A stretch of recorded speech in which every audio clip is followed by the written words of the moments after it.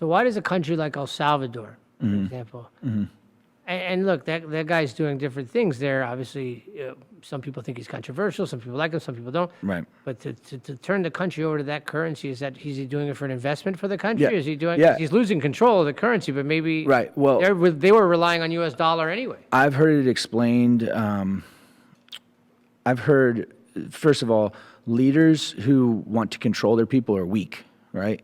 And in most instances, okay, they don't have substantiated plans. You know what I mean? They don't. Sure. They don't have real foundational economic, forethought to actually empower. It's all about them, okay, and that's why you see these dictatorships and these things arise.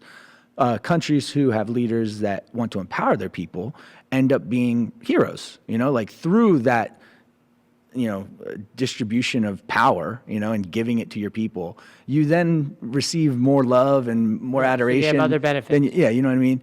And so Bukele is, what he realized was he saw the value in Bitcoin, all right? And not being completely up to speed on exactly what El Salvador did, but I understand it to be that he took debt of the country and essentially anything that kind of was available in terms of GDP, he converted that into holding Bitcoin, going and buying and acquiring Bitcoin.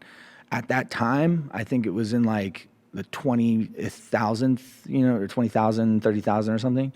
And now, of course, even when it was exceeding 100,000 through December and January, February, I think not only did that move take all of the national debt away from El Salvador, but it also, and sorry, forgive me, because I said something about GDP, but he didn't use the GDP mechanism, but he did do something where he pulled wealth, bought Bitcoin, and he not only erased all the national debt of El Salvador, but he did also create the first GDP productive El Salvador in like 24, 25 years.